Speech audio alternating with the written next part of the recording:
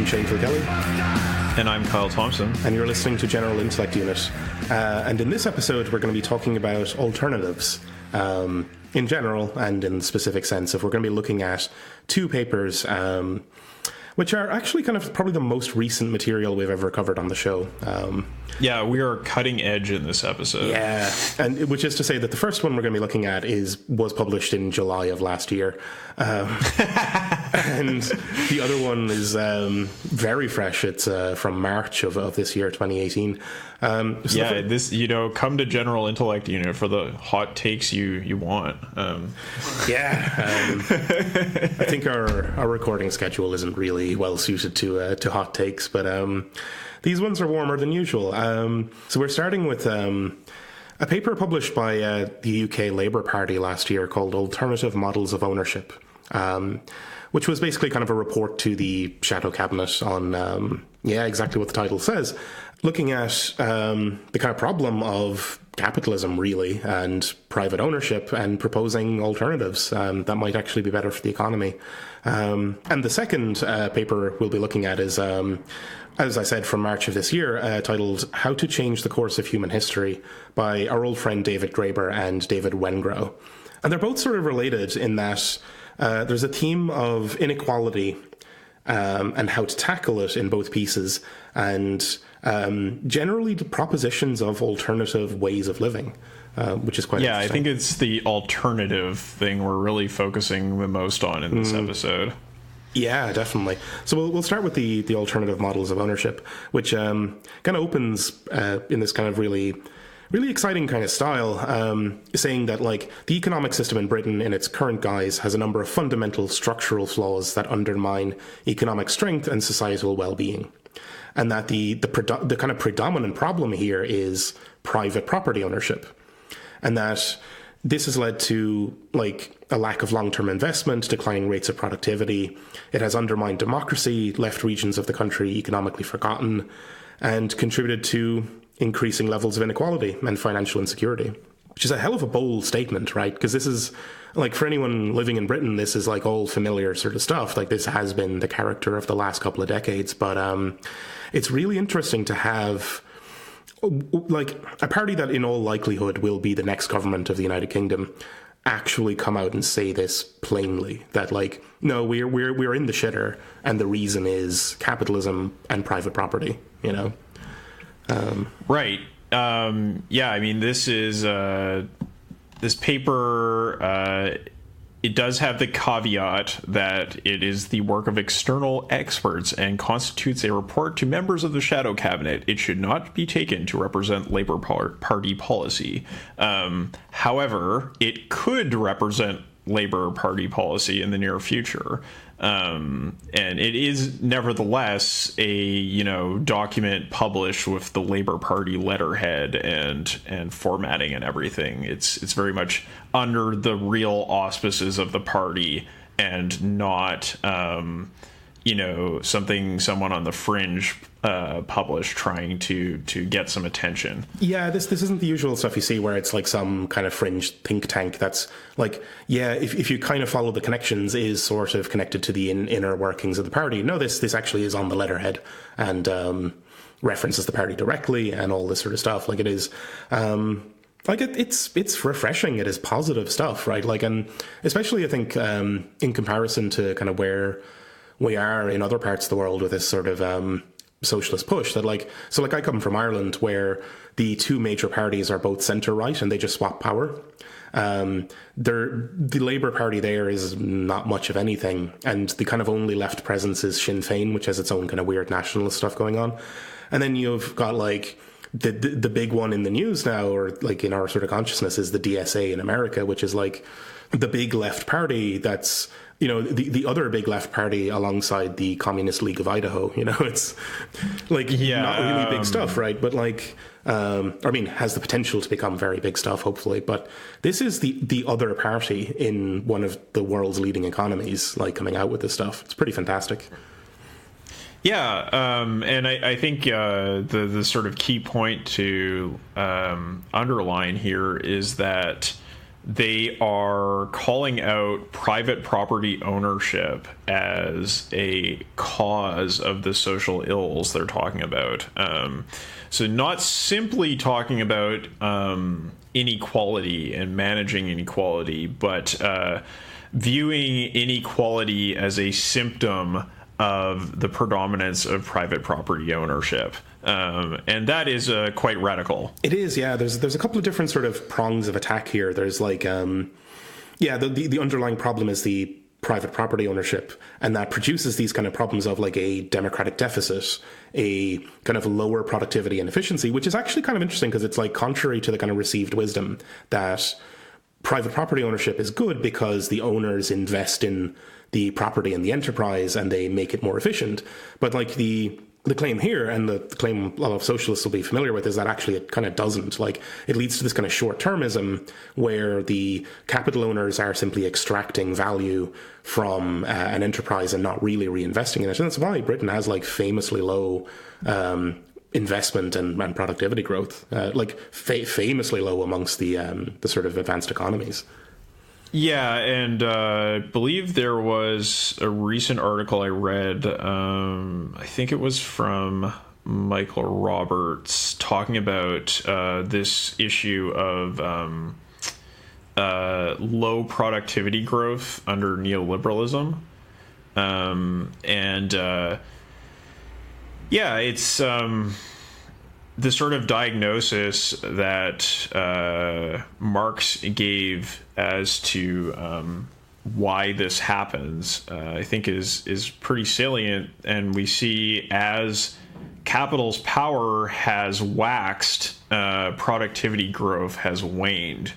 So I think that does give credence to what they're saying here, both in the UK, but across the OECD as well. Productivity growth has been extremely anemic in Canada for a long time as well.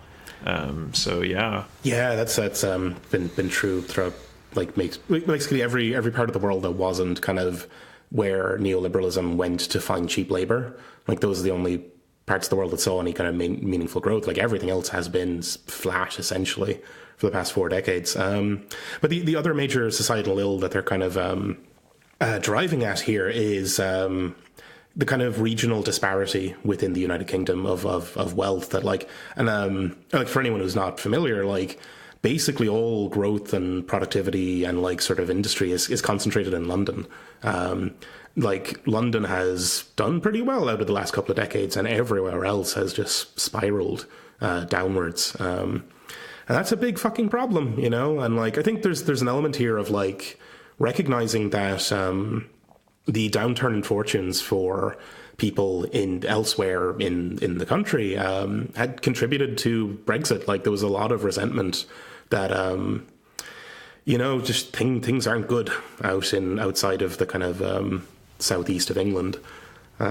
Right. And I think one of the most positive things about this paper is the way that it integrates the question of regional disparity into the question of class struggle.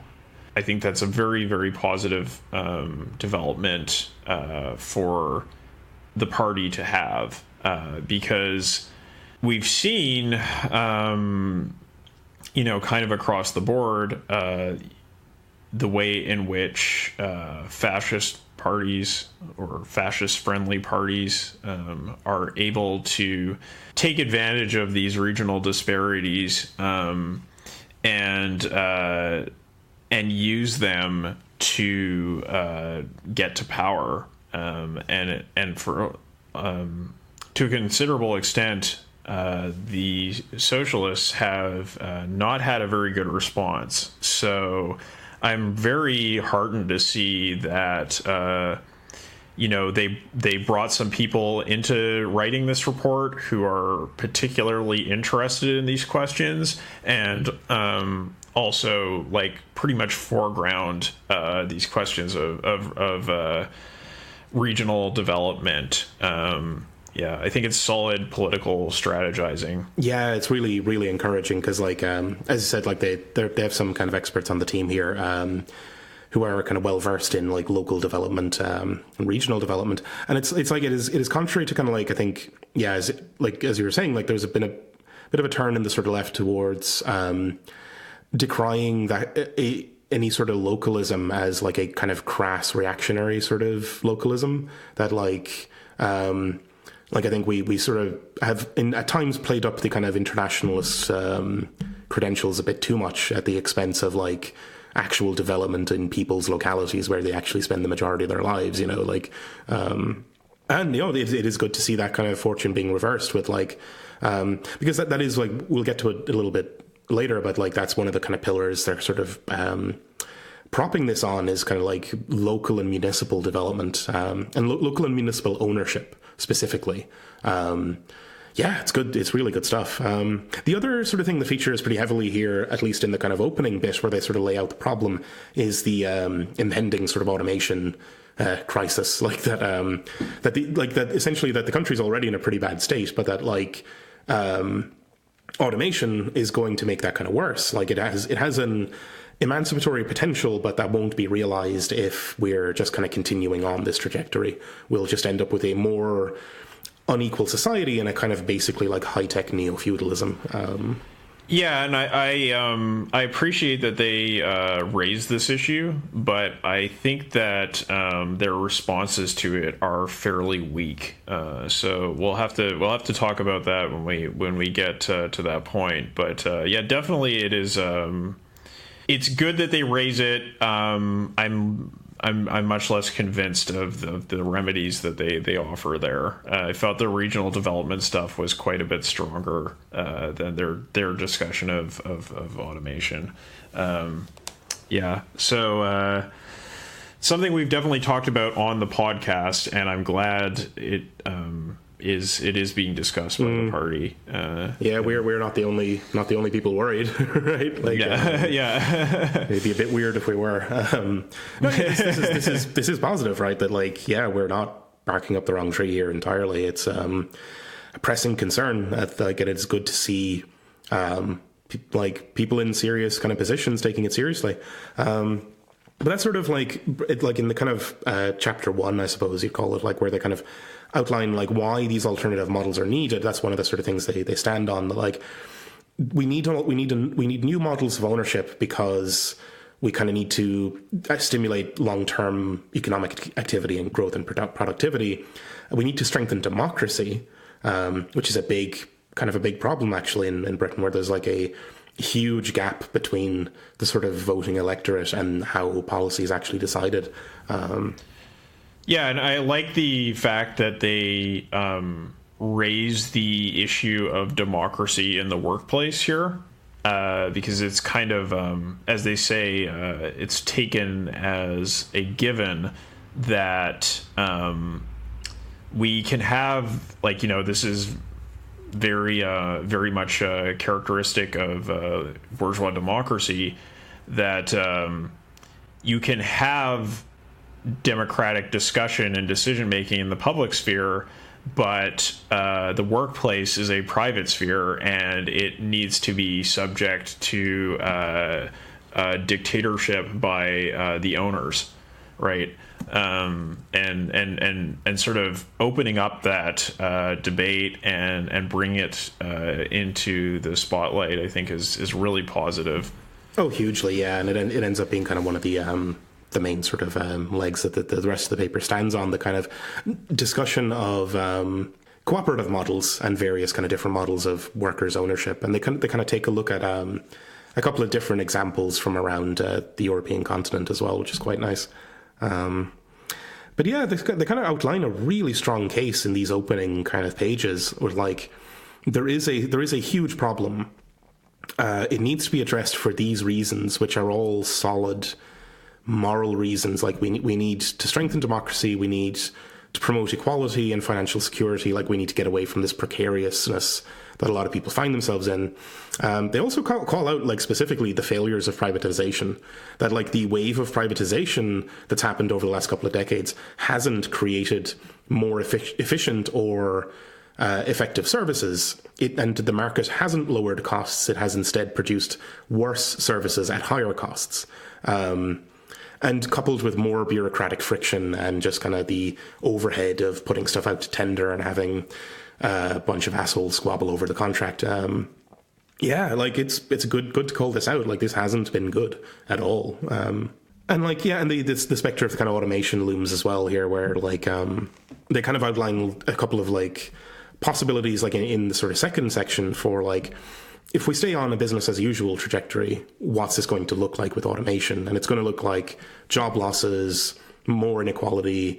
It'll result in a productivity boom of sorts, but will kind of like, and it's interesting that they point this out, that it will sort of radically alter the nature of work, and the kind of people's relation to time and income and work will change, which is good, because like that's social relations, right? Like that's the stuff we need to be watching for. That like it's not that just that you get self-driving Ubers. It's that you and everyone around you, your relation to your employment and to your income and to your living situation and to how you spend your time, all of that shifts and changes. And it's going to change for the worse, right? Like, it's going to be more precarious. Like, you'd kind of like, you would hope it would change for the better, right? That like robots and cool stuff like that would help you live a more dignified life that's got more kind of relaxation in it. But no, if, like, again, in the paper, like, if we continue on this trajectory, that's not going to happen. We're instead going to get this kind of like increased precarity, which is great to call out, you know? Yeah, and I also appreciate that, you know, they present some summarized research here as to like sort of like, well, you know, like some people think this might happen, other people think it might be more like this, but one way or the other, there's going to be big changes driven by automation. And you know, they do talk about the ownership of capital being key to the outcomes of increased automation. So that's encouraging. It calls us back to our second episode with Four Futures, right? That like the kind of the key thesis of that book was that, yeah, you can have these kind of like material conditions of like, or this sort of automation, but what actually shapes the outcome is like ownership, social relations, and politics. So they're calling that out as well. That like, no, the kind of techno determinism is truly wrong-headed in the politics and ownership relations have a major impact on how this stuff actually plays out. Yeah. Yeah, and I think that what they say is very much a piece with what we've been saying. For example, here it says, the automation of the economy risks entrenching a new form of economic feudalism. Those who own the robots will reap the rewards. The rest will struggle as human labor becomes less and less important in the production process. However, the bigger immediate challenge is not the imminent rise of the robots, but that too many people will remain trapped in robotic, drudgery-filled, and low-productivity jobs. In this context, accelerating automation is a key political project. The goal should be to embrace the technological potential of modernity, accelerating into a more automated, productive future with all its liberating possibilities, while building new institutions around ownership, work, leisure, and investment, where technological change is shaped by the common good. On board with that. Yeah, that's good stuff, and like it's like this sort of. I know the kind of term accelerationism gets sort of a bad rap, but like this, it's kind of important to note in this specific context, it is like entirely in the context of creating a good future for people to actually live in, right? Like we're not talking Nick Land sort of accelerationism here. This is something that's kind of like, yeah, at least the way it's presented isn't particularly objectionable, or that like. I think what I like about it is, again, is this fusion of like, there will be technological advancement, and it is also crucial that we steer the political process and the kind of way that ownership relations in the society develop to ensure that it doesn't end up being a hellscape and that it actually ends up being, Star Trek style, fully automated luxury communism instead. Yes. Yeah, it's cool. So as far as sort of like identifying the issue, identifying our sort of big picture, where we want to go and how we feel about this topic, I think that this section is quite good.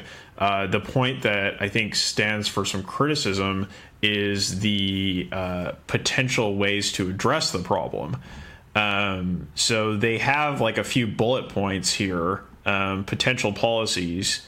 So these are things like new models of collective democratic ownership to ensure that the economic benefits of automation are widely shared.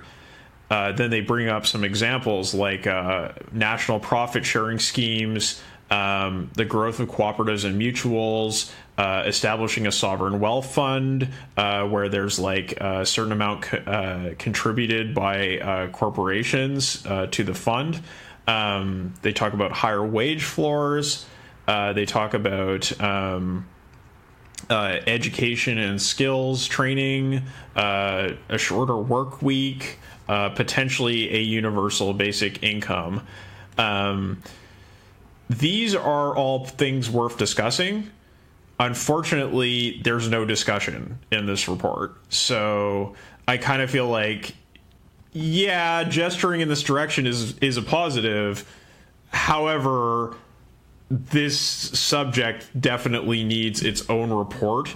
Right? They kind of do this thing in a lot of these sections where they close out on a couple of quick bullet points and then a further reading list. And it's like it is, it is fully, well, not fully cited, but like there's always a bit at the end where it's like pointing you towards further reading. And it's like, I don't know, it would be nice to see this report be twice as long, maybe, with like some exploration of these topics, these potential policies. Because like, I think that there's a bit of a gap in this paper between the like quality of how the problem is outlined and how like the sort of sketch of the solutions are outlined versus kind of like some of the material on the actual kind of propositions for alternatives is either sort of not really there. Like universal basic income is just a kind of like a 3-word sort of bullet point there. And I think there's the focus is a little bit lopsided towards cooperatives and regional development. I think these are both sort of important things to discuss, but this chapter feels like it's been cut down a little bit more than it should have been. I would have liked to see, maybe another page or two discussing these questions, because what is there is good. It's just not enough. Because, honestly, for me, as somebody who is familiar with the arguments that they raise in the first section, I would be a lot more interested in knowing what they have to say about these more sort of detailed proposals about what to do, right? Because I feel like that's what a lot of people would be, far more interested in and want to know. And they've got the kind of magic word there, or the magic words of universal basic income, in which like people's ears prick up these days when they're like, "Oh, tell me more." And it's like, yeah, it's a bit disappointing that there's not more of an exploration of that. But they do sort of move on in section 3 to like enumerating different models of alternative kind of ownership, starting out with cooperatives, which are sort of an old classic. They kind of like they do a sort of decent job of kind of breaking down like cooperatives as they sort of exist in the UK, which don't have a huge amount of like legal or kind of like structural support. But then they also go on to talk about examples from Italy and Spain and France, which like do have much better sort of legal systems that like really help that sector to thrive there, which is very interesting. I think these are good examples they bring up. I think that they also do a very good job of sort of addressing the question of why cooperatives are so marginal.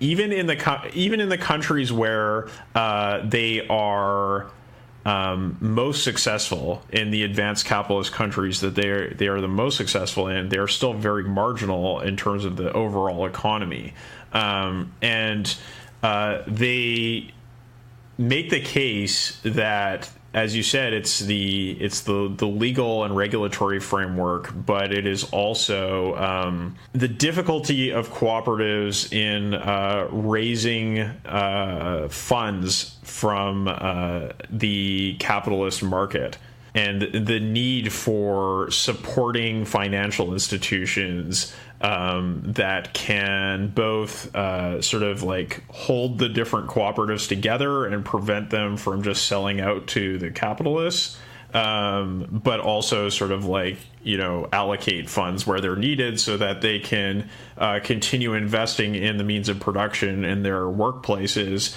and improving their productivity. Because the sort of chronic problem with cooperatives is that they aren't able to raise funding, and then because they aren't able to raise funding, they become uncompetitive because they aren't able to buy the latest generation of the means of production. Yeah, they seem to also be kind of sensitive to, or be more sensitive to the kind of ups and downs of the of business, where they sort of like make a good job of outlining that, like, at the very least, cooperatives don't seem to have a disadvantage versus their kind of more traditional kind of peers. And in some cases, they do actually have productivity advantages, but that the productivity advantages they have are kind of static, and then they tend to suffer dynamically, where other firms are able to kind of borrow to get through bad times and such. Right, and I think this brings up a larger sort of issue in terms of understanding how cooperatives figure into like the socialist project, which is that when we talk about cooperatives as a means of socializing or reappropriating the means of production, it's true that they are a way you can do that, right? Like, you can buy out your workplace. If it's failing, you can, pool together resources to start a cooperative and to acquire some means of production, which is something that as an individual, you aren't really able to do.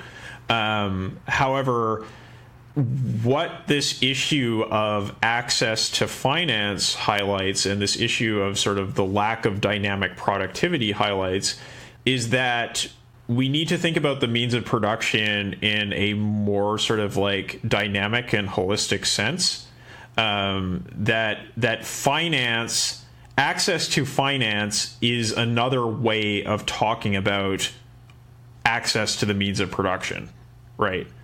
So when we see these reasons for cooperative failure, we can tie it into that issue and that critique of private ownership of the means of production, as opposed to just seeing it as something innately problematic about the cooperative form of production. Mm-hmm. Yeah, because it does seem like the evidence presented is that when they're doing fine, they do fine. Like they're on par with their other peers that are not cooperatives.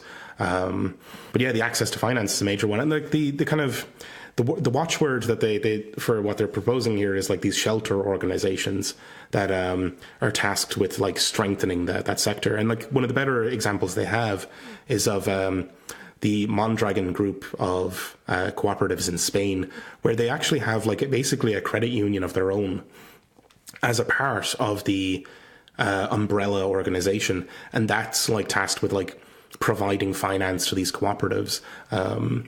No, they seem to have like they're stable businesses in this sort of example. They're stable businesses with high rates of investment, and they have this umbrella group sort of watching their back, which is quite nice. There was also some interesting details about how the sort of legal structures help to reinforce these businesses, where I think it might be Spain as well, or maybe it's Italy, where the law kind of stipulates that the cooperative must put aside some large proportion of its profit into a like untouchable fund that's like there to get them through bad things, and also that fund can't be acquired through buying the cooperative.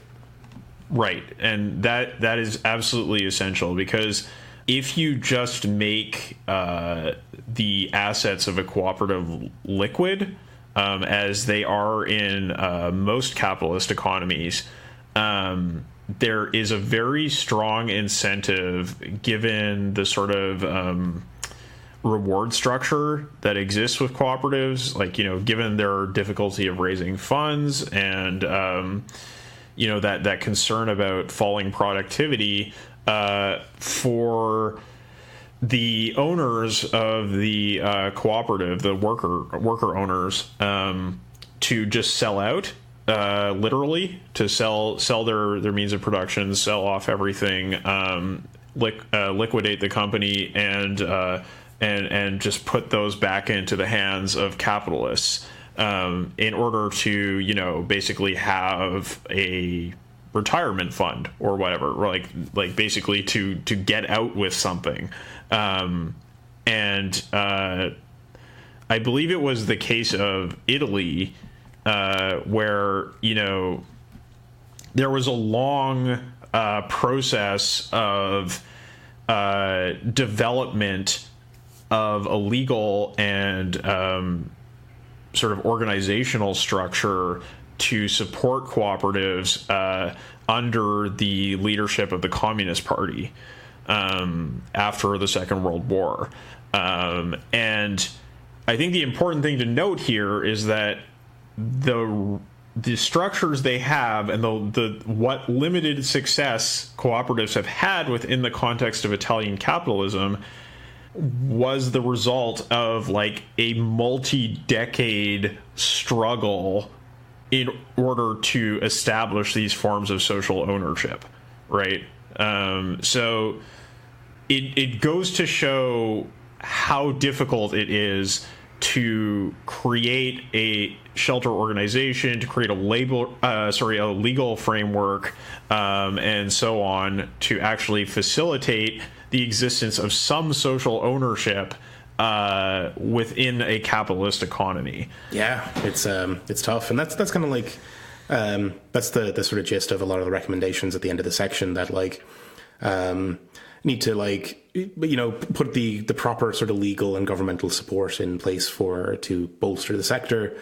Like making funds available for worker buyouts of firms is also kind of a nice little thing that features there, and just in general improving access to finance for these cooperatives, like I suppose along the lines of what Mondragon has with their internal credit union. But yeah, there is still that kind of predicament where like the very best examples we have of that, the sort of Italy and Spain, are examples that took decades upon decades to develop, and are still kind of like minority stakes within their economies because they are embedded in a capitalist economy. So yeah, and one thing they don't bring up in this paper, which I think is a major weakness of the paper, is they do not bring up the history of market socialism or the history of cooperatives within communist states. Which is like relevant, because there have been economies, like, I mean, most notably there is the case of the Yugoslavian economy, where cooperatives were far more prevalent in the composition of the overall economy. And that presented its own sort of contradictions and difficulties in terms of their organization, the effect they had on regions, and their relation to the state and the finance the state provided. But none of that is discussed in this paper, and it's like its existence is completely erased from this paper. They are only interested in cooperatives within advanced capitalist countries. Yeah, it's a gap. It certainly is a gap in the kind of the thinking here. And No, those are fantastic examples, and actually, like without spoiling too much for the listeners, we'll be going in that direction pretty soon, investigating some of that stuff. But yeah, it's an omission. It really is. And the other sort of point to bring up here is that they do talk a lot about access to finance and the importance of access to finance, but as we sort of said that. When we talk about cooperatives' lack of access to finance, we are talking about access to the means of production, right? That's really what we're talking about here, and we're really talking about class power. Yeah, right? Like I mean, money isn't just money; it's liquefied labor and class power in a fluid form. Yeah, and so what is the absolute predominant, most powerful institution in British society? It's the banks, right? Yeah, and like it's the finance sector.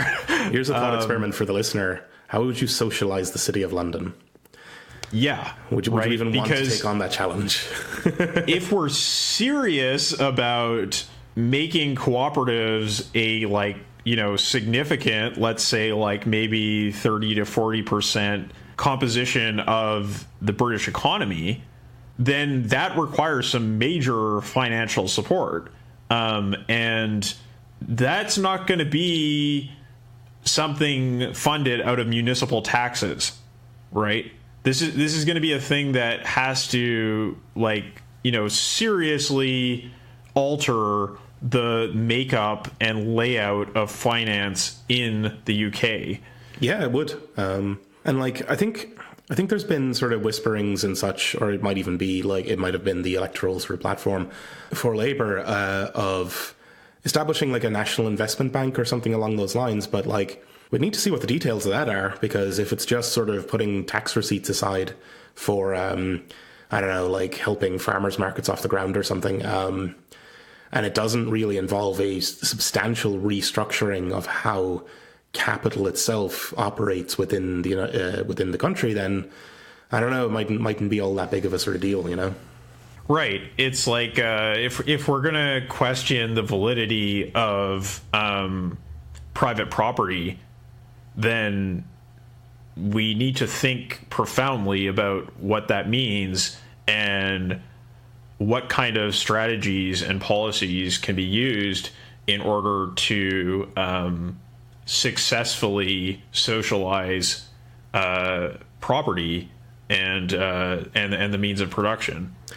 It's a big one. It's a tough one. Yeah, and it's not to trivialize it at any level. It's just pointing out how important this is, because in the case of Mondragon, which has sort of the largest bank or a credit union backing it, that was something that was developed within the context of a national struggle, a national independence struggle that is not applicable to the UK in any meaningful sense. It's just not relevant.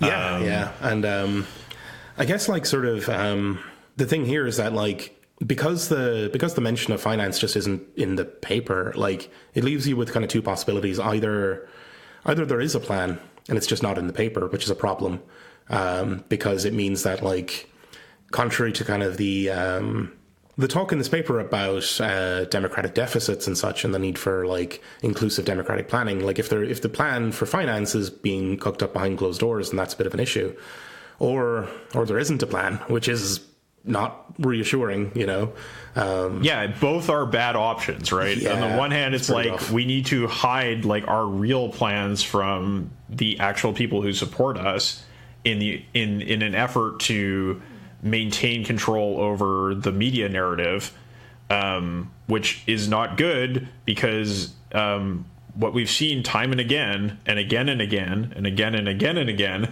is that these kinds of approaches to social democratic politics lead to a lot of wishful thinking among the activist base, because the party encourages sort of projecting our fantasies onto what they might do. Yeah.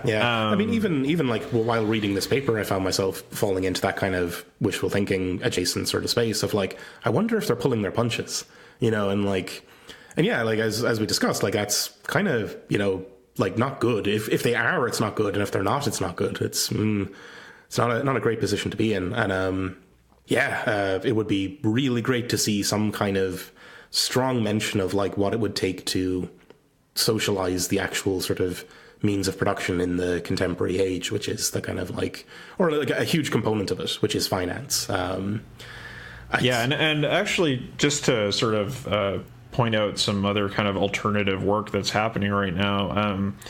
I don't know a whole lot about it, but I do know that there is a fair bit of discussion currently in Cuba as to the idea of sponsoring cooperatives and increasing the amount of cooperatives in the Cuban economy.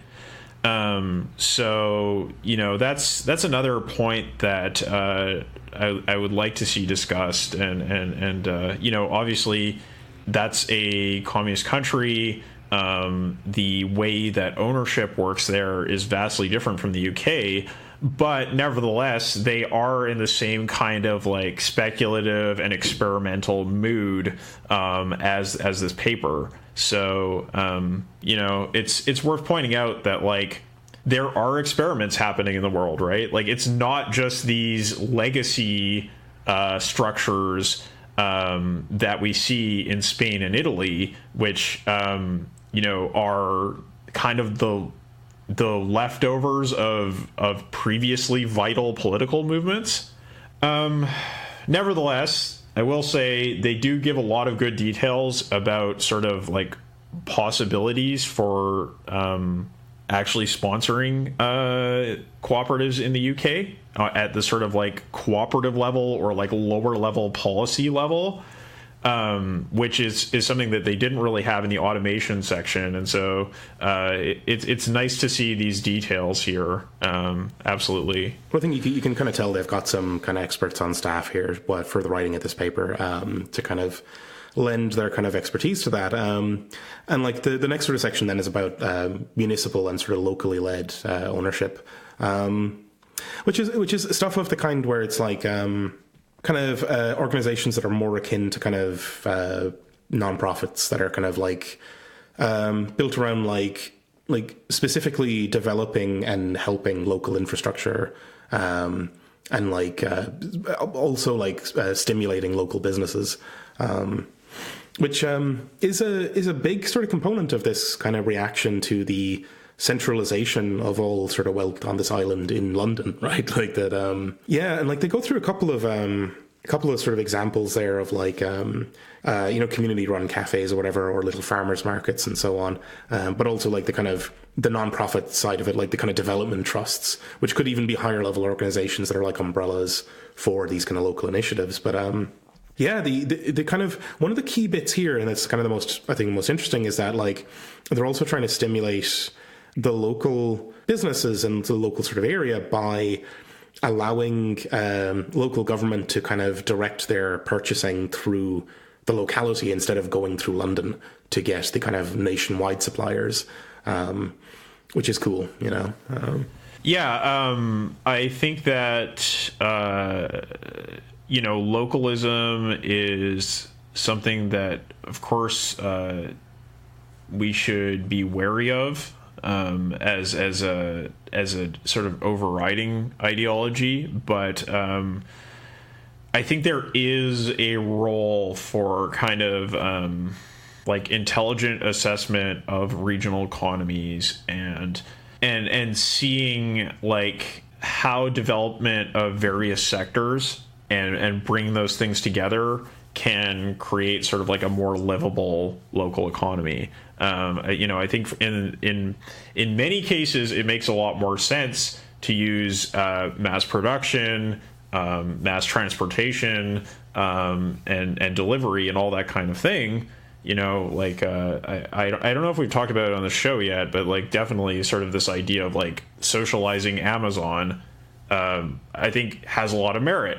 Nevertheless, if everybody's house is just a delivery point for the massive Amazon-like distributor, it does create a very kind of like disjointed urban environment or local environment, which is something like I don't want to see. And I think it's something worth talking about. Absolutely. Yeah, and I think it's especially, it has been. I mean, this will be true throughout a lot of the kind of developed world, but like it has been true for Britain that like a lot of parts of this country are just fucking left behind. Like and have no development whatsoever. They're kind of crumbling infrastructure, and there's that kind of sense of hopelessness and so on. I think one of the key points they bring up here is this idea of moving anchor institutions out of London to the rest of the country, right? And I know that is a thing that was discussed in Japan following the Tohoku disaster, the tsunami and such, because of the massive vulnerability of having all of the sort of nerve centers of Japan focused in Tokyo, which is like a rather dangerous location. That didn't happen. Obviously, there are very, very, very, very strong forces that contribute to concentration of power, and sort of like networking of these like ultra cities, right? But it's definitely a thing I've seen in my lifetime. How these kind of anchor institutions can change a community. For example, one thing that was really consequential in my hometown of Kamloops in Canada was the upgrading of our local college to university. And that has had an enormous impact on the way the community looks and how it is organized. So I really do think that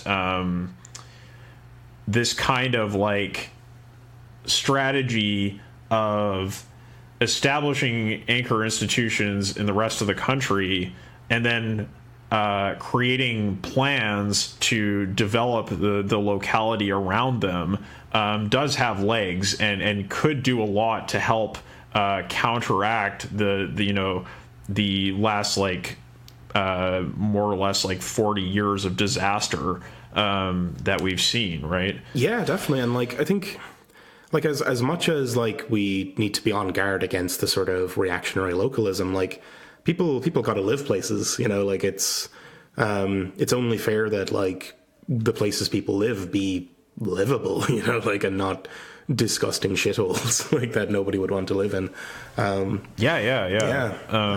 And I mean, as far as like the affordability crisis in London, like building up regional centers would help with that. Right? I mean, obviously the primary issue is ownership of land and who is housing constructed for and what quality of housing is available to the majority of people versus an ultra rich. But at the same time, making other parts of the country livable places would do a lot to help with this issue, right? Yeah, it would. It's a good section. It's a decent section. I think there's like legs in a lot of these kind of ideas. And also just like they have some examples of like where these kind of things have been tried, and had some success. So that's nice to see. It's clear that like a number of the authors on this paper were like kind of experts in this issue. So yeah, it's good to see. And like in case it's not clear to the listener, like we recommend you actually read this. Like it is pretty good. It is a good read, and we're breezing very over short. Yeah, it's a fine little sort of short read, but it does have more detail than we're kind of able to give it at the moment. But moving on, anyway, the kind of last sort of proposed set of kind of alternative ownership models is actually kind of an old classic. It's the national ownership, which we've quite a bit of a history with in Britain, like NHS, BBC, the Highways England, like the Network Rail, which I think is now mostly privatized, but and what like Royal Mail used to be a national sort of company as well. Yeah, I mean, like there's kind of not a lot here that wouldn't already be sort of familiar with that. The kind of big upside here is that like national companies can provide like patient capital for development, that they're not driven by short-term profit motives. They can actually kind of invest in the long term, and this is great for nationwide infrastructure and for like natural monopolies like energy production and distribution, or kind of like those sort of like industries where like leaving it up to the free market actually just ends up like concentrating power in an actual monopoly that like isn't under state ownership, and so things get kind of shitty. Yeah, no, it's a good section. There's a particular warning against the pitfalls of like partial state ownership, where the state doesn't actually control the business; they're more like a silent partner that provides funding. Yeah, or national firms, nationalized firms that are given a mandate of just like a normal profit motive. Like all you exist to do is to drive some of your profits back into the national budget. Right. Yeah, which isn't great, because like it's also just not a good fit for the national ownership model, because again, like the where this really works is in nation scale infrastructure and like things where you need to plan on quite a long horizon to upgrade infrastructure, which the UK actually like desperately does need. The big example of that being kind of like broadband infrastructure is actually pretty poor in this country, and it's like it's all kind of developed and upgraded piecemeal by private companies, and it's like, well, what we really should do is nationalize all that shit and like lay really good fiber optics throughout the entire country. Right. So yeah, that kind of infrastructure stuff is absolutely something that is ripe for nationalization. And previously mentioned nationalizing Amazon.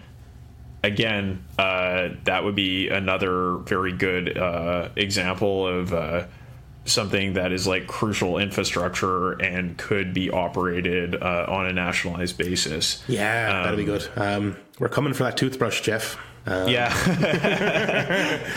And I think that a key thing about nationalization in the UK specifically was that the earlier wave of nationalization in the wake of the Second World War was something that was not done with any kind of democratic element in mind.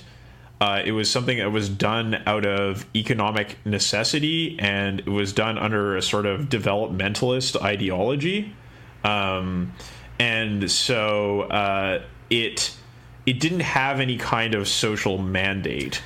Yeah, which ended up kind of producing a sort of resentment amongst the kind of general population, actually, where these were seen as business, like as jobs that were providing like very cushy sort of working conditions to. I mean, this was the perception, at least, that it was like that these were places that weren't particularly productive, but were well sheltered, and like there wasn't the population at large didn't have a say in how anything was run, and that kind of gave Thatcher, etc., a bit of ammunition to kind of say, well, these bloated public institutions are providing shelter for skivers, essentially, and like, well, let's tear them down. And like, there's a kind of debate to be had about the extent to which that was actually true versus it being a kind of ginned up perception. But like it was, when you don't have that democratic mandate and people in general don't feel that they're involved in the running of these things, it will breed a certain kind of resentment. Yeah, and I think another point that is pretty instructive from sort of what I've seen in my home province in Canada is that if you have a state corporation that is answerable only to its executive board or to the government that owns it, and you don't have a board that is formed of like sort of multiple stakeholders, you can run into situations of the government pilfering funds from the corporation in order to conduct sort of short-term political objectives. So, for example, in my home province of British Columbia, the nationalized insurance corporation and the hydro corporation, the hydroelectric power corporation, had their budgets hollowed out by the previous neoliberal bourgeois kind of party when it was in government. And are now in sort of a really parlous state financially, and have kind of they kind of like just through corruption and siphoning of funds, they managed to really kind of like ruin the finances of the province. Whereas if you had a board that was made up of, you know, worker representatives and sort of like citizen representatives, as well as managers and government representatives, it would be less likely for that kind of really shady crap to happen. Right? Yeah, because you would have scrutiny. Like democratic oversight and scrutiny is the kind of watchword. Yeah.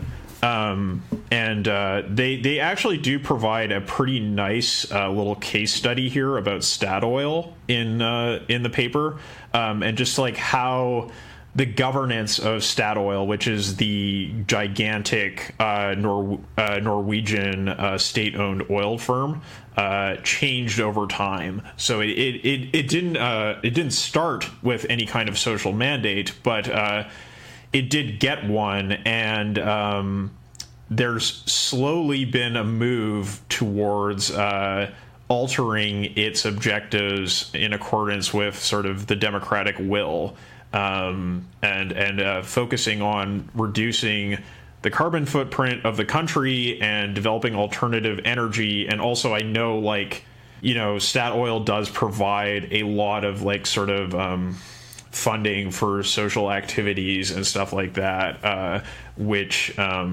you could on the one hand see as a way of sort of buying the complicity of the population with this oil extraction company, but on the other hand, you could see it as preferable to say what BP does. Yeah, certainly. I think that this all hinges on what was the institution called? The Petroleum Directorate, which was a separate organization from Statoil, which was charged with administering and kind of regulating and controlling those oil and gas resources. So you had like separate institutions that were kind of like charged variously with like actually running oil extraction operations, and separately like studying or kind of like taking into account how this would impact society, and just all sorts of good stuff there that like really drew the population of the country into the kind of management process of this thing.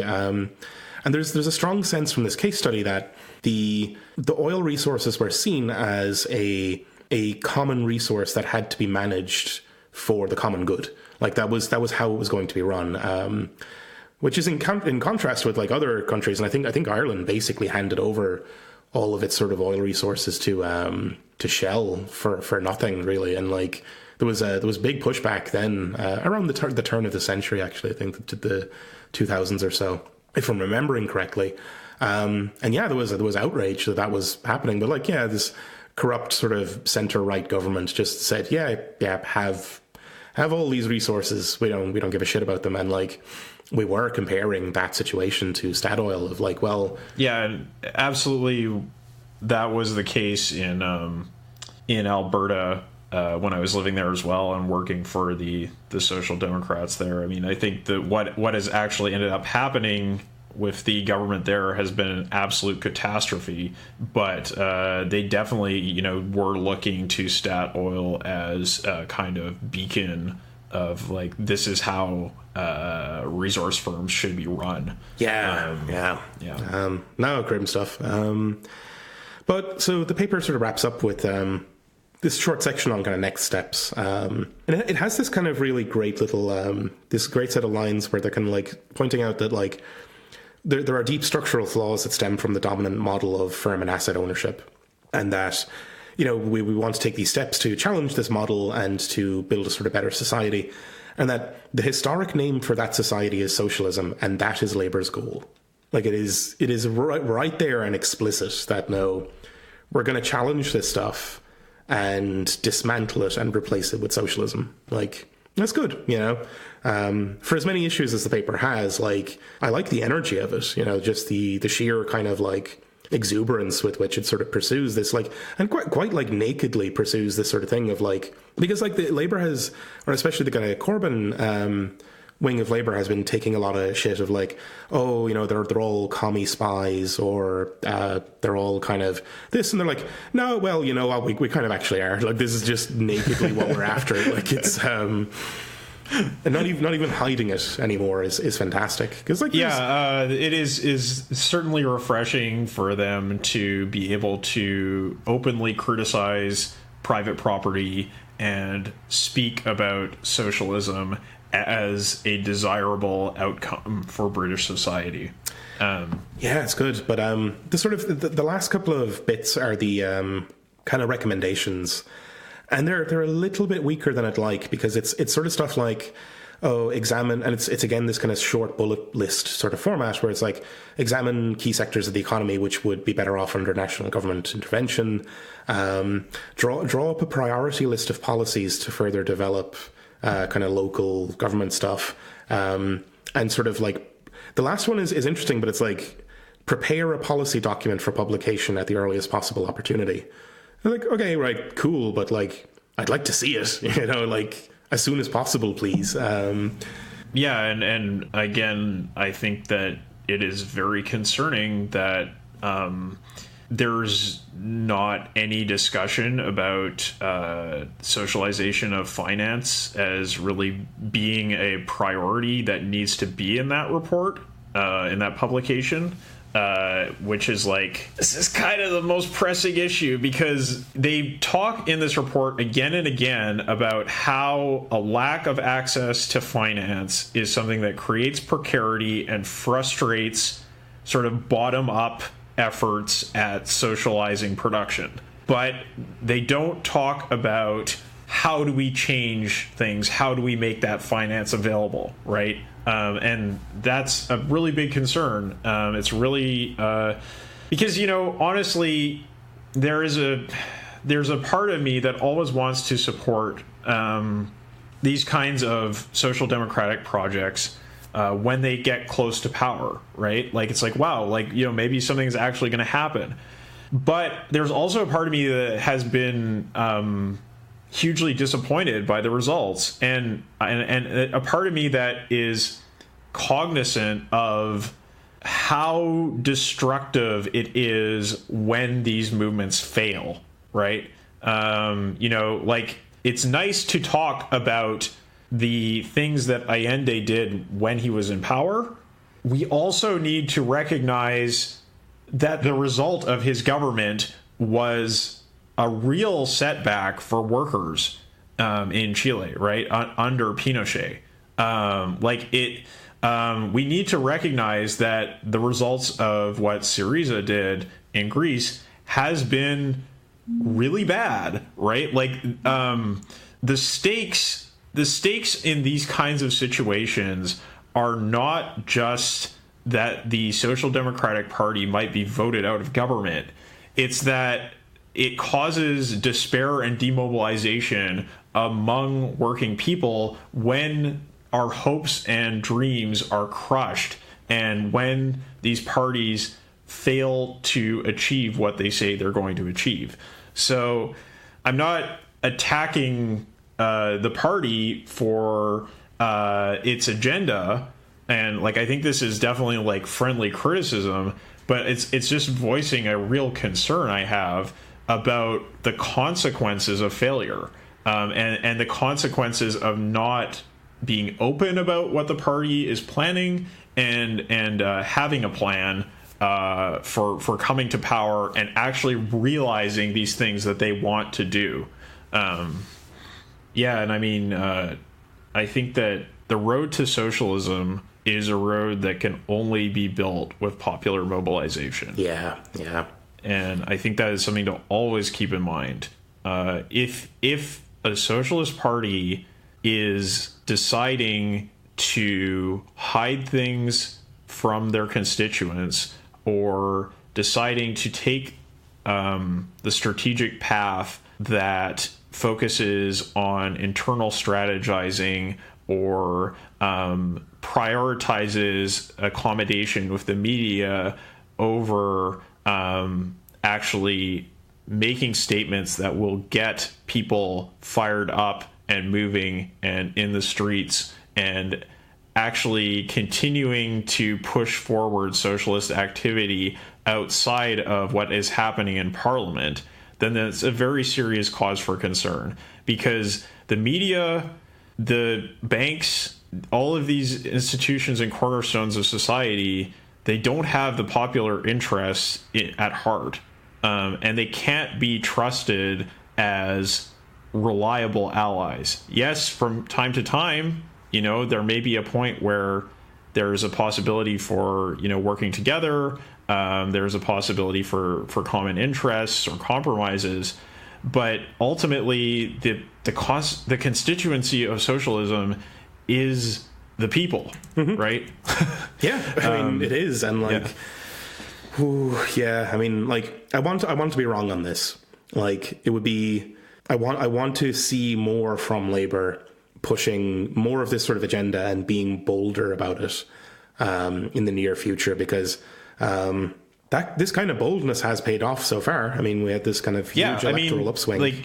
We saw those rallies for Corbyn, or the speeches that Corbyn made in public, that really got a reaction out of people. Was it last year, right? And that was an example of the kind of politics that will lead to victory. Yeah. Right. So I think actually coming out with it and saying, we're going after the bankers, that could actually be the best move possible. That. Yeah, and I mean, they have made some statements to that effect. It's just, I want to see what's the plan, right? What are they going to do? I want to see this kind of paper again with that plan in it, a plan for how to take down finance. I would like it very much. So I think overall, a good piece of reading, with that pretty big caveat as well, that there is a gaping hole where finance should be in this plan, and we kind of hope that it gets filled in pretty soon. Because without a plan for that, it's going to be just chaos, or again the kind of the bad possibility that there is a plan, but it's kind of not actually being developed in the open. But in general, again, really, really cool to see this being what is effectively policy. I mean, it's on the doorstep of being policy for the opposition party of one of the world's major economies. Yeah, that's great. Shall we move on to the second piece? Yes. Yeah, cool. I don't think it's got quite as much in it for us to talk over, but so the second piece here is How to Change the Course of Human History by David Graeber and David Wengrow, released in March of this year, which is still is March, isn't it? Yeah, so this is hot off the presses by our standards. I liked this a lot when I read it, because it's got this sort of general sort of vibe of opening up possibilities and opening up alternatives as well, of a very different kind than in the previous article. But the gist here is that we sort of tell ourselves this story about human inequality, but the story is wrong and has been wrong all along. This is about kind of anthropology and the archaeological record, and the gist of the story is that once upon a time we had primitive communism where tiny egalitarian hunter bands roamed around and had great times and such. But then along came agriculture, and then everything went bad. And we got private property, cities, like real, in quotes, civilization, war, conflict, all this kind of nasty stuff. It's a tale of a fall from grace, really, like a tale of a kind of an original sin that made it so that our advanced societies are condemned to always be unequal. We are condemned to always have these hierarchies because we fell from that state of innocence into a state of hierarchy and sort of power. And it kind of turns out this is actually nonsense, really. That there is no evidence to support that. In fact, like, not only was there no evidence, the very proposition itself originated as a thought experiment, for which the author Rousseau was very clear, like, this isn't a thing that I think happened in history. This is a thought experiment. But, it's really infected our thinking. And I was really glad to see the authors here put together a fairly coherent, like, counter-argument for this stuff, Yeah, I think this article is a little bit hard for me to assess because I know so little about anthropology. That doesn't stop me. I have boundless confidence. But I do really appreciate, as they say in the article, that they bring a lot of like evidence that's kind of like hidden in academic journals here and there to light and sort of like throw it out there as a way of like getting a conversation going about this topic, right? Yeah, there's a sense in which that like this is more recent archaeological and anthropological sort of study that's not yet made its way to the kind of pop science bookshelves, and is currently in sort of journals and such. And it's sort of they don't really have concrete answers at the end. They're instead kind of throwing the barn door open and sort of saying, look, this is now an open field of inquiry. It's not actually locked down. Right. So I think the things they're really criticizing here are the idea of agriculture as a kind of original sin that created a complex division of labor, and then from there created inequality, right? That's like one major point. Another point is that they are criticizing the idea of inequality. That, this idea of like this way of thinking about society in terms of inequality is one which privileges a kind of management of inequality or management of society. Yeah, the way they put it is that it's this framing of inequality is well suited to technocratic reformers, and it sort of dissuades us from thinking about things like capital and class as the root of our observed problems. Right. And I mean, this is really obvious if you sort of look at some of the reports that come out of like Davos or reports that come out of banks writing about this issue, or even this recent FT editorial that we were talking about the Communist Manifesto, and how really in order to address inequality as opposed to the question of private property is what we need to do to address our social problems. And really the best way to address inequality is to encourage shareholder activism. You kind of get a range of like that kind of let's just say interesting perspective. I love in that article where the two authors are like absolutely convinced that if they could only sit down, it's like this kind of West Wing thing, right? Of like, if they could only sit down with Marx and Engels and just, have a beer and hash it out, that they would come to terms, and they would see that, they were on the same side all along, or something along those lines. It's like, if you're going to go up against Marx and Engels, you better bring some fucking wide bore ammunition, which they don't. Not at all. And like, as if Marx and Engels were not aware of the kind of arguments that they're making, right? Like, there's a lot more to the critique of private property and the critique of capital, the critique of class power, and of class society in general than inequality, right? It's almost as if the two authors were dull fucking shills for the FT, you know. It's yeah, speculation, like idle speculation on my part. But, yeah, well, we wouldn't want to impugn their sterling reputations, but I mean, I think on the other hand, you can kind of reflect this critique back into the article we just read from the Labour Party, right, where there is a tension in that document between the critique of private property, right, and on the other hand, the management of inequality, both on a class level but also on a regional level. Right, and so the critique of private property is a far more sort of radical agenda because it gets at the roots of the class society we live in, and inequality is just about managing how much each class gets, right?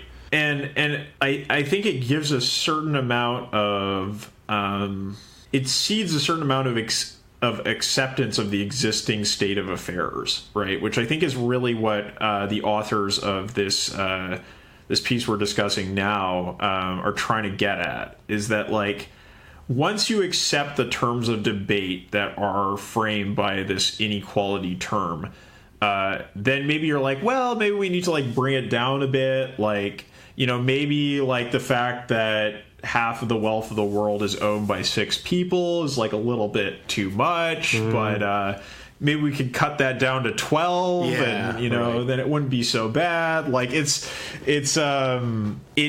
has a certain moderating or diffusing effect on the question, whereas if you pose it in terms of, like, what they say, capital or class power, it becomes a much starker and deeper question, and it makes more sense. You know, it's like it becomes tractable when you talk about it in terms of class and capital, right? Like, inequality is sort of intractable, really. It's like, because you get that kind of immediate reaction of, like, well, you'll never get rid of inequality, and then that, like, makes people give up, you know. Right, and why will we never get rid of inequality? Well, it's because of this anthropological story that we tell ourselves, right, about the fall from grace, the division of labor, and then what that ends up creating. Yeah. But yeah, so, like, the two authors kick off here with a kind of, like, an analysis of these, like, contemporary authors who are, like, parroting this kind of myth, and how it sort of, like, it all really comes back to Jean-Jacques Rousseau. But what's happening here is that, like, these authors are writing about pre-agricultural society or, like, early agricultural society with no actual evidence. They're taking Rousseau's kind of notion of the state of nature just as a given and not bothering with empirical evidence at all. And then they're transhistoricizing current observations onto the past. And that's where you get that thing of, like, well, we've always had kind of bizarre tyrants that, like, seize power because they're transhistoricizing the, like, 80s CEO figure that they see in movies and, like, transplanting that onto the past. It's like they're taking the sort of Trumpian sort of figure and then presuming that was always there. Right. And it, like, but that encourages to accept the despots and robber barons of today because they've always been around. You know, you can never get rid of these guys. Which is nonsense, you know. Yeah, and I think the sort of line of thinking that has come out of Piketty's book, where, you know, it sort of reframed how we think about capitalism in saying that, like, you know, that period from the 40s to the 70s was an exception, and the norm for capitalism is enormous inequality, immiseration, and so on, right? He did that, and there's a danger in that discussion, like, on the one hand of sort of, like, going down the road of ineffective tinkering, which is what Piketty actually does at the end of the book, but there's also a danger of sort of saying, well, it was always thus, right? Like, you know, the brief period of greater worker power that we saw was really just like a 1 in a million thing that was, like, that was due entirely to these like very sort of situational elements, and fundamentally the arc of human history bends towards masters and peasants, right? Like, you know, so in trying to like sort of get away from that picture, I think this article is pretty useful. Yeah, it certainly is. I think, yeah, because like it's refreshing, at least. Like, it is, it's different, and it's more useful as well, because like that kind of if the arc of history bends towards tyranny, then why fucking bother, right? Like, and that's, you know, it's that's kind of fatalism is then very useful to the tyrants, right? Like the people in power. So we need to kind of like dispel this myth, because it is a fucking myth, right? And like that's the thing that the authors get to here, is that like for Rousseau, this state of nature shit was a thought experiment, which he outlined specifically as in, this is not something I believe actually happened. This is a thought experiment to explore the question that Rousseau was trying to explore was like why it seems that our drive toward freedom ends up delivering us into chains quite often.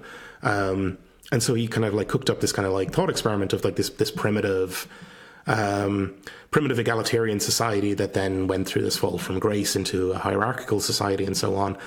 But that's not, it's not evidence. It's just some dude rambling about like, wouldn't it be cool if, but that's taken as an article of faith, right, by later authors. Like they just run with it, which is nuts, Yeah, and it's very much framed in terms of the whole Garden of Eden myth, right? Because it's like, as they say, we get technology, we get civilization. In other words, we get knowledge at the cost of innocence, at the cost of equality, at the cost of caring about each other, right?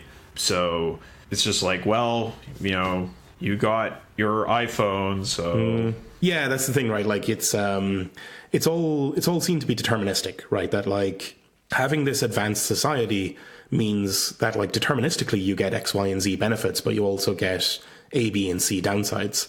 Like almost like it's a like Civilization 6 tech tree where like the branches are mutually exclusive. And there are like specific upsides and downsides to every sort of development, but no, but it's not based in anything really. It's this kind of thing. And he sort of cites some prominent public figures who appeal to Rousseau's myth, like Francis Fukuyama, who's been writing this gigantic tome on the origins of political order. Basically trying to update modernization theory to provide a comprehensive account of human history and thereby permanently eliminate Marxist historiography.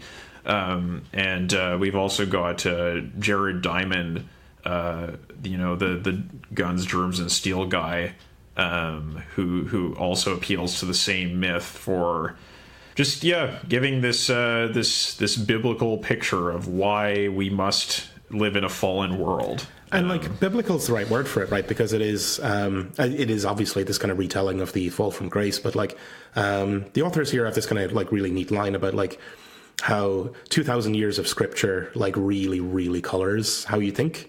And it makes it incredibly hard to get away from this kind of conception of the world. But they also call for us to start considering what a non-biblical version of human history might look like. Which brings us on to the kind of like the actual, like section 4, where they sort of go through the actual kind of recent evidence, or the kind of like the new picture that's emerging of our understanding of what life was like for these kind of Paleolithic peoples. And we're sort of looking at this like upper Paleolithic era, which is about 45,000 years ago, from there onwards. And the key feature of that kind of life was these like life in these game-rich valleys with like seasonal herds of deer, bison, and mammoths, and these like other megafauna kind of wandering about the place. And like crucially, this is very seasonal life, right? Like that, the herds come and go, the fish come and go, weather shifts around in this kind of like cyclical sort of pattern, and that's the context in which these early humans are embedded. Yeah, and it's cool stuff. Like it's they're kind of looking at things like the first thing they point out is this kind of like exist like we're meant to believe that these were simple egalitarian sort of peoples who didn't have much in the way of productive force, but yet like rich burials are quite common all throughout this sort of era, where individuals are buried with frankly absurd abundance of trinkets and jewelry like that would take enormous productive force to actually craft. It's the prehistorical equivalent of when Elon Musk will be entombed in his great mausoleum upon the surface of Mars. Yeah, pretty much, right? Like this is 1,000 slaves will be killed and thrown into the great Martian god emperor's palace. What a wonderful future we have to look forward to. Yeah, but like no, that is a good analogy though, because like this is crazy, the kind of like wealth that's being put in here, and it's like it flies in the face of the common narrative where these were supposedly simple and like poor people who had very little material wealth and very little material kind of productive force, but were able to do this kind of thing like of burying seemingly very important people with like probably like hundreds or thousands of hours worth of human labor just attached to them and then leaving them in the ground and walking away, and the sort of point here is that this practice was sporadic and sort of irregular. Yeah. Right. So it doesn't fit either side of the myth, right? That like it's neither this primitive egalitarianism nor is it a permanent transition into tyranny, right? Because if it was, you would expect to see these kings or whatever you want to call them being buried constantly. There would be loads of them everywhere, and you would also find evidence of fortifications and palaces and all this other stuff that goes along with hierarchical kind of rule, but none of that shows up. What you get instead are these like gigantic monumental like public works, like things called Mammoth Houses that are like enormous huge tents that are like made out of mammoth bones, or even the example of I'll never be able to pronounce this, but Göbekli Tepe in what is present-day Turkey, where there was just this huge stone sort of temple that curiously seemed to actually not last very long. Like these things were built with huge effort, and then after a like big feast and a like setting shit on fire orgy, they just buried the goddamn structures again. They like spent, and this doesn't fit the myth either, right? That like human beings who were supposedly very poor and didn't have much productive force were spending their time making these enormous structures and carving them and all this sort of stuff, and then just filling it in with sand again and wandering off. Like it doesn't fit anything in the kind of like traditional narrative at all. It's really, really interesting. But they were also still foragers, right? Like the same evidence from the same era means that like, no, they were just wandering about the place, foraging for things and just plucking stuff out of this abundant nature, and also kind of amusing themselves by just building shit and like knocking it over again, and then deciding they wanted to carve something into the side of this mountain and then getting bored and wandering over somewhere else. SimCity is deep in our history. Yeah. And like according to the evidence here, the seasonal rhythm was a major factor, where like microcities would spring into life for one season and then be demolished immediately afterwards. But the kind of picture that emerges here is that human beings were like experimenting with social organization and doing so in this like cyclical way, this kind of seasonal way, where they kind of understood that they were coming together in this particular location to hunt a particular kind of bison, and they would set up a massive city to do that, and maybe elect or kind of install kind of leaders and like petty tyrants and so on, with the understanding, like a sort of an emperor, right? But with the understanding that they could just wander off at any time and ignore him. That like a month later they would just pack up their shit and go, and that social structure would come to an end and something else would happen. Fascinating stuff, it's really, really interesting, and I mean, I think that one of the things that was the most interesting to me was this idea of like seasonal ways of life and like seasonal hierarchies. Like, you know, in one season, having a very sort of like top-down tyrannical structure, but then in the other season, moving to something much more egalitarian. And I think we definitely like see echoes of that in modern society here and there, right? There are these sort of seasonal social arrangements that kind of buck the normal conventions here and there that we can find, but nothing quite as thoroughgoing as what they're describing in this article. So what the authors are getting at is that like human beings are actually kind of adept at this sort of playing with social structure and experimenting, and so it really does undermine that kind of old myth of like a deterministic sort of pathway from a primitive innocence through to a fall from grace and so on, and then an inevitable descent into hierarchy and like tyrannical control. Instead, it seems that actually no, like this was highly fluid, and this went on for tens of thousands of years as well. And like crucially, it also went on into the era of agriculture, where there doesn't seem to have actually been a distinct moment that was the agricultural revolution, where we flipped over. There's an example they use where these kind of the foragers in England started to farm cereals and cattle, but then they gave up on the cereals, kept the cattle, and went back to harvesting berries and nuts with their cattle. Like, it is so different from what we presume is the like natural progression. Again, like what we see in like a game like Civilization 6 or something, where it's like this tech tree progression where from one node to the other of like you settle down and then inevitably establish a farm and then inevitably establish territory and then inevitably you create these chiefdoms and then so on and so forth.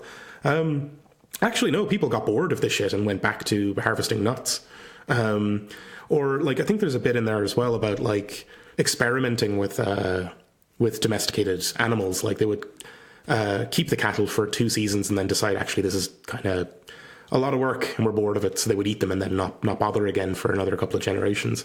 So like, and it sort of closes out with this like call for a rethink that like the myth we've been telling ourselves is quite wrong. We're now starting to see evidence of a different picture of human history. That evidence isn't making it into like pop sci kind of books yet. It'll be interesting to see when it does, but in the meantime, this actually throws open this whole field of investigation, right? Like that, what we thought was a deterministic locked down progression from simple egalitarian living through to complex hierarchical living turns out to not be the case, which is like really cool for our current project, right? Like the rejigging the relations of society to be more egalitarian and also not be slipping back into primitivism, right? Like we don't want to do that. Like, and it's nonsense anyway, right? But like this idea that we could only ever recapture that egalitarianism by going back to a pre-lingual existence is madness, you know? Yeah, and one point that he brings up that's quite interesting is that there are examples in documented history of sophisticated hierarchical societies transforming into egalitarian societies, right? So for example, they have this city of Teotihuacan in Mexico, which was, there's evidence that they had these giant pyramids and human sacrifices, and then they just kind of said, fuck that. Bored, whatever, and knocked it all over. We've had enough of this garbage, and then they went and like started building these like moderate-sized homes, indicating like a much more egalitarian society. So yeah, I mean, it's to say that this sort of like one-way story of history doesn't really bear out when you look at some evidence. Mm-hmm. Yeah, it's good, and this is reassuring, right? Like, and I think this is kind of there's an element to this that's like a little bit kind of, I don't know, like it fits almost too well, right? That like we know Graeber is an anarchist and so on, and it like coincidentally the kind of conclusion happens to support the typical anarchist sort of positions. But I mean, I kind of buy it. Like, I mean, it is reasonably well cited.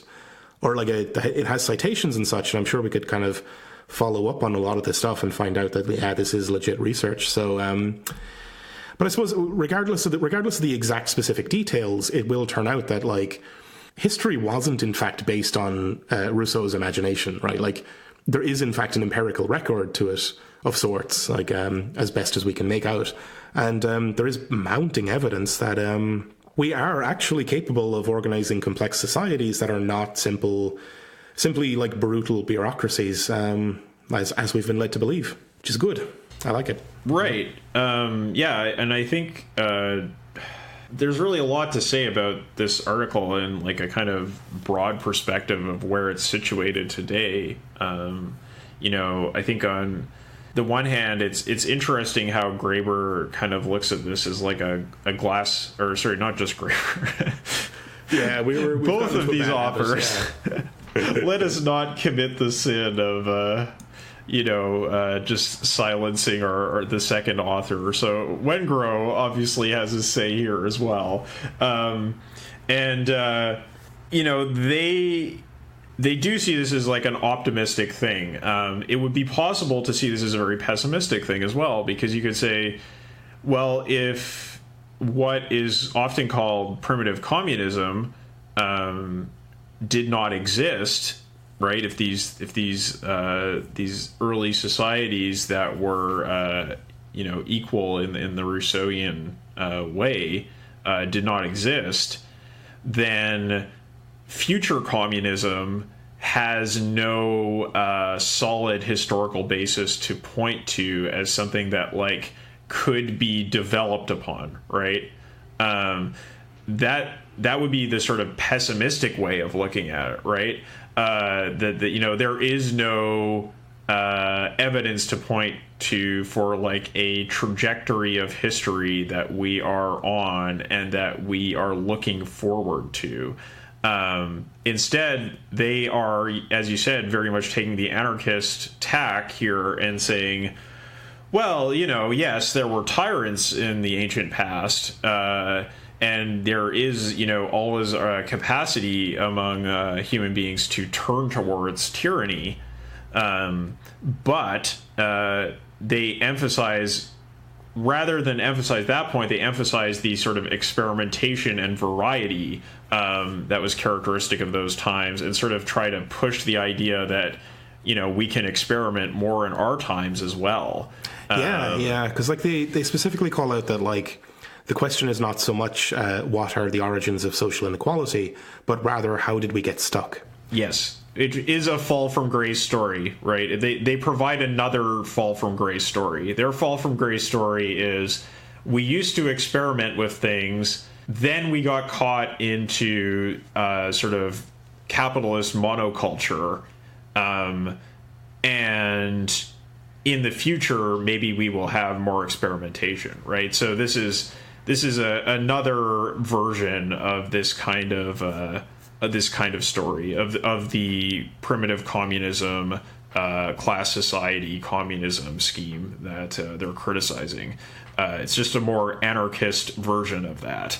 But hey, we all have to we all have to have some picture of the past. So yeah, I mean, as they say as well, like 2,000 years of scripture, kind of hard to get over, right? Like, this unfortunately does still color our thinking, even for these guys. Like, it's still the kind of like the narrative framework we try to fit everything into. Yeah, and I think that I really, as I said, I don't feel very qualified to sort of evaluate how this affects like a Marxist historiography, right? Like, I know there are Marxists who have done this kind of research and aren't mentioned in this article, but I don't really know very much about what they've done, so I can't really speak to it. I mean, personally, I just kind of like the idea of opening up the room for social experimentation, because I do think that is an important part of any kind of socialist project, like as we've seen in the alternative models of ownership paper, right? Like having these kind of ideas out on the page and trying different things out, and looking around to how people do different things around the world, I think is all to a positive end. And I do think it's a useful antidote to the ways that in which Marx's sort of historical scheme have been abused by various socialist organizations. This was a major point that Walter Benjamin criticized when he was talking about sort of Second International, or like pre-World War II social democracy, right? That he laid a lot of the failures of social democracy in stopping fascism to a belief at the feet of this belief in automatic progress, in the belief in this historical scheme that would just like deliver us to communism.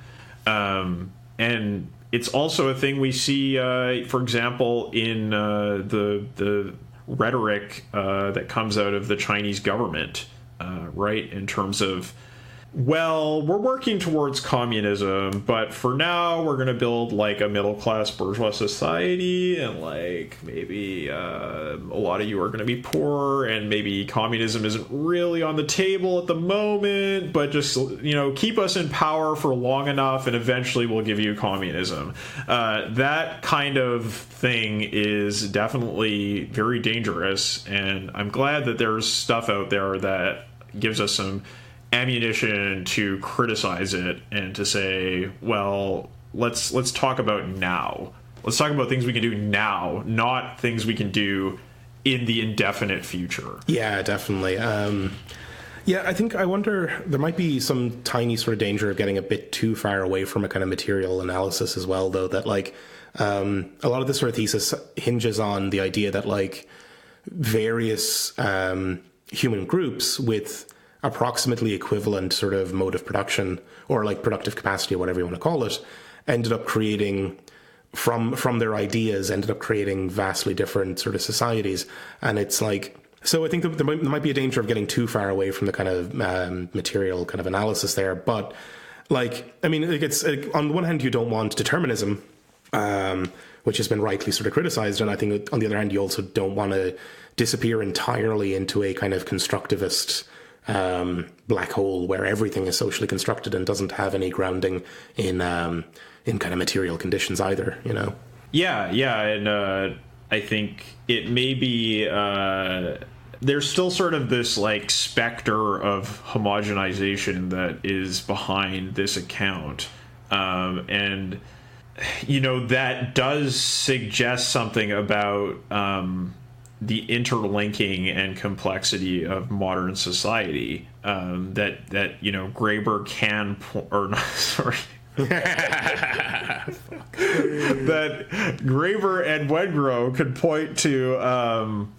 an overarching general problem of the modern world that we face, right? That we generally face a capitalist, hierarchical, homogenous society that does kind of fall in line with the argument about a sort of progressive tendency towards this problem, and in that sense, like, there's probably a material story to be told there, but I mean, I see this just going off in so many different directions. I think like one thing you could do would be to look at like sort of micro situations and to look at how people experiment with different social forms in ways that are not obvious when you just take a look at overarching capitalism. But I've seen that kind of research done by autonomous Marxists, and I think a lot of it is really bad. Just to throw out some flames here. I think there's a real danger in that kind of research of sort of picking out examples that support your idea of resistance being everywhere and people always sort of expressing their desire and their capacity for freedom in all of these different contexts, without looking at any kind of bigger picture of like what is the broader context for these situations, and like how significant are they in the big picture. So I mean, yeah, I guess it's kind of where I come to it in the end is like I have reservations about the overall thesis, but I sure find these examples compelling and interesting, and I'm all for things that help to free us from sort of set ways of thinking that keep us in servitude, right? Yeah, but that's where I am on this as well. Like I certainly buy the sort of gloss of it. It would need to kind of dig into some of the details to figure it out. But I think like in general, it sort of works as an argument. And it's just nice to see this as like an alternative to, I suppose even an alternative to the stuff we saw in like the conclusion of All Watched Over, where we sort of have come to see ourselves as components in a rigid system that can't be challenged in any way. And it's like, well, no, it kind of can. We are capable of organizing ourselves in all sorts of different ways, right? I think that's been good. Is there anything else you'd like to cover before we start to wrap up?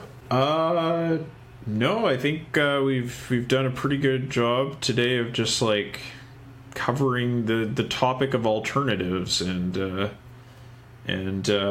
I hope that people have interesting stories out there of alternatives and experimentation and all that kind of thing. And if you want to tweet them to us, then be happy to read them. Yeah, definitely. We're on Twitter as GI Unit Pod. We're on Facebook as General Intellect Unit.